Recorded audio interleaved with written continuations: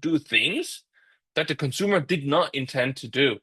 And many consumers do actually not realize when they walk into a dark pattern. And there's a grouping of dark patterns. We're not going through the grouping. You will have it in the lecture slides. If you haven't heard about it, you could read up on this and you can Google some of them and you'll find examples.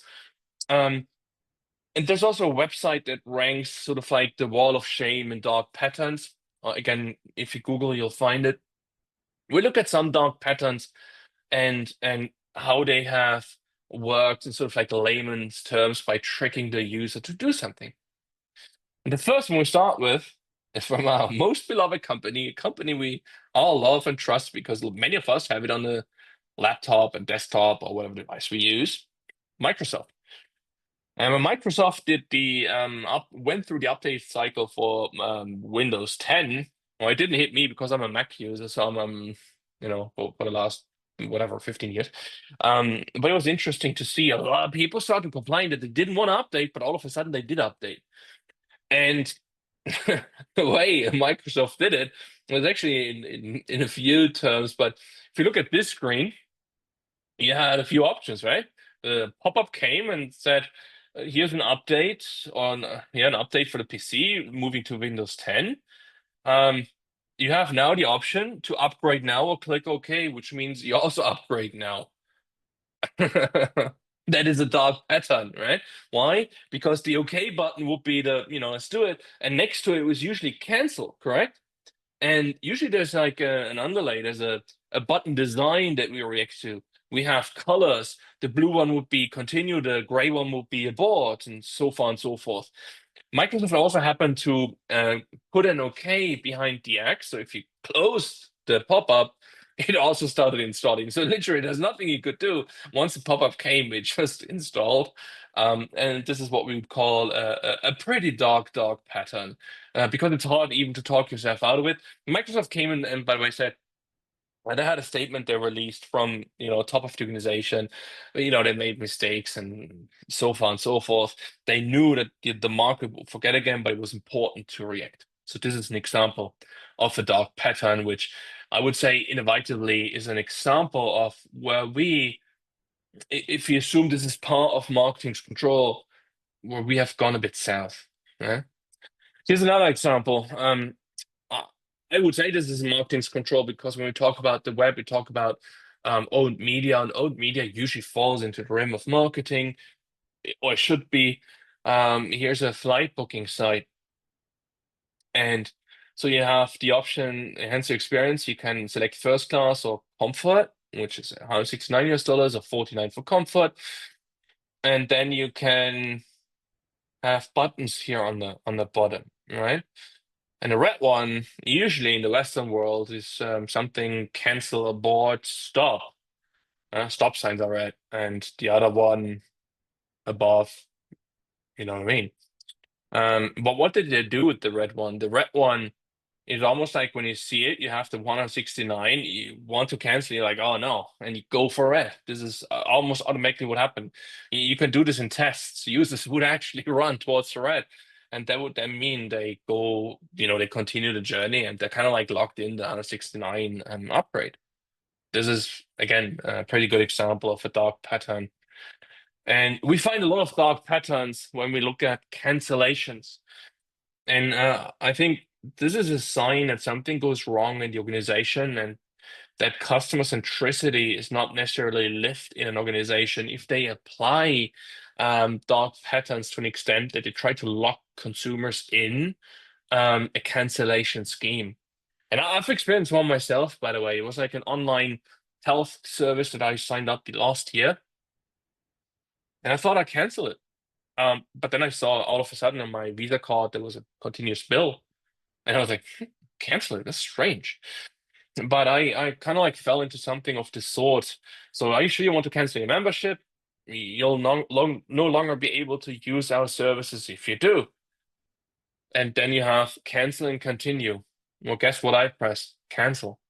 Because my understanding was I canceled membership, but what I canceled was the pop-up window. So I reverted going through this. Now, I have 4 master's degree and a PhD, so I should have been smart enough to read it. But let's be honest, we don't always read the fine print. We don't always go through all the notion. We are like little birds. We're trained to follow colors, buttons, patterns, and so do I, right? So I, I clicked on cancel a couple of times of OK, and I just thought I went through the motion, everything was good. But it wasn't. I should have clicked on continue, and continue would have led me to another page and asked me if I really, really, really, really want to cancel. And that's a dark pattern. So, if you look at this, the question, do we manipulate? Yes or no?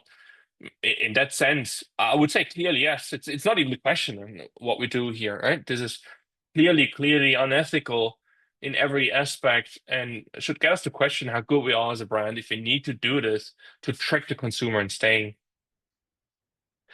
Another example that waters down a bit, but it remains to ask the question, do we manipulate? I had a lot of examples in this class where you guys said something like, drinking beer or alcohol, and you talked about alcohol commercials. I think yesterday as well.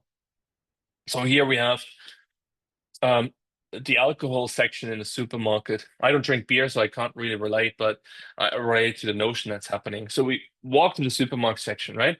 To the alcohol section of the supermarket to grab a beer. Most likely, if you guys drink beer or you eat cereal, you will buy the same that you had before. And you will not even consider many other options. Why? Because you apply heuristics to make your life easier, which means you go to the same section in the supermarket, probably to the same area where you always grab your beer. You recognize the color that might be blue, like the Budweiser stuff, or the red for Killian's, or whatever else there's in the Heineken, the green, right? You might just go by the color. You grab the thing because you recognize the color and you move on about your life. And there's a reason why we need to do this. Otherwise, our heads would explode. If you're a beer drinker, if you consume butter or milk or anything you buy regularly, if every time you go through the entire purchasing process, we would literally break down and have an overload, right? We only have that much bandwidth up there, and that would be gone. Like, we would literally drain with simple decisions in life. So we apply these heuristics to make our life easier. Unfortunately, we marketers know it. So we try to trick you into a behavior that becomes a long-term thing. And so you forget about other brands. You stick with us, and your life is great. Our life is great. And if things are great, then we're all happy, isn't it? But it's not great for the brand you're not buying. So if you always go and get the green one, and if I'm the blue one, I'm not happy. I want you to pick me, right? What do I do now? I can't go and beat you because it's frowned upon. So I need to come up with a different solution. And the different solution will be I put up a stimulus that wakes you up. So when you walk towards the green beer, I put up stuff that disturbs your way, right? That makes you go like, "Ooh, what is this? Huh? And what do I put up? Look, something shiny, red and yellow, right? I make it stand out. Um, we react to red because red, in a retail sense, is usually a discount. So we get people to easily look at red stuff. It works like a charm, by the way. You also get them to buy stuff they don't want, just put a red sticker on it. It's just amazing. But anyhow, you see that red sticker and it's like a sale. Wow, 20.49 instead of 23.99. And then with a coupon, you get it for 9.97. Right? Whatever Bud Light beer this is. So what happens? You walk past this, you smell a bargain, right? Because it's limited availability or limited time, one time, two pieces and stuff. So you smell a bargain. I broke your pattern. You look at me, right? I'm the new sexy. I'm the blue. Ideally, I'm so strong that you now grab it because let's face it, what could go wrong? It's a minuscule purchase in your life. It's a low risk purchase. We talk about almost impulse behavior. Now you grab my beer, you go home. What happens now? You drink my beer and you probably find that it's okay, right? It might not be like the best beer ever, but it's also probably not going to be the worst beer ever. It'll be okay. So if it's okay, what do I need to do now? If